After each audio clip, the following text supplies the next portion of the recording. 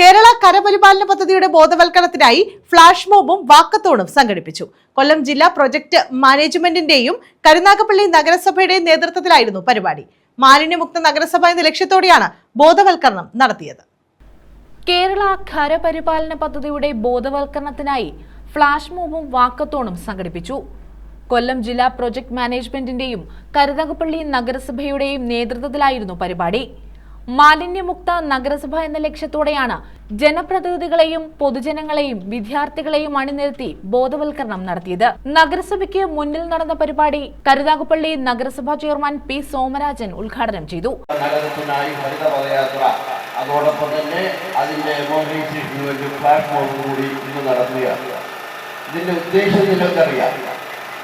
മാലിന്യമില്ലാത്ത ഒരു നഗരമായി കരുനാഗപ്പള്ളി നഗരസഭയെ മാറ്റുക. നഗരത്തിലാകമാനമുള്ള 37 വാർഡുകളിലും മാലിന്യമുക്തമായ നഗരമായി മാറ്റി വളരെ സുന്ദരമായ ഒരു നഗരമായി കരുനാഗപ്പള്ളിയെ തീർക്കുക എന്നതാണ് നമ്മളുടെ ഉദ്ദേശം.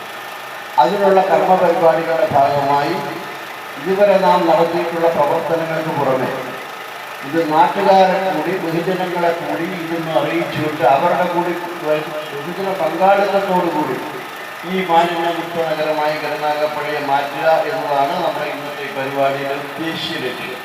ആരോഗ്യ സ്റ്റാൻഡിംഗ് കമ്മിറ്റി ചെയർമാൻ മുനമ്പത്ത് ഗഫൂർ അധ്യക്ഷത വഹിച്ചു. KSWMP social expert Rajesh pi സ്വാഗതം പറഞ്ഞു. നഗരസഭാ സെക്രട്ടറി സന്ദീപ് കുമാർ, നഗരസഭാംഗം സിംലാൽ, നന്ദിത ആർ കൃഷ്ണൻ എന്നിവർ പങ്കെടുത്തു. ജോൺ എഫ് കെന്നഡി സ്കൂളിലെ വിദ്യാർത്ഥികളാണ് ഫ്ലാഷ് മോബ് നടത്തിയത്.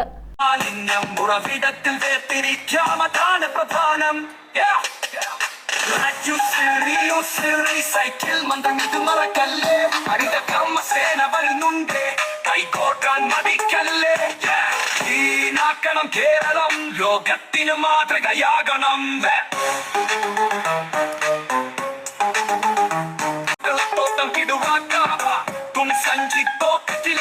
പ്ലാസ്റ്റിക് കവറിനു വിട നൽകാം. സിംഗിൾ യൂസ് പ്ലാസ്റ്റിക് ഇനി വേണ്ട. ചെറിയ മാറ്റം വലിയ കാര്യം. മാറ്റണം മാറണം ശീലങ്ങൾ. കുറയണം മാലിന്യം. ഉറവിടത്തിൽ വേർതിരിക്കാം, അതാണ് പ്രധാനം. News bureau, Karunagappally.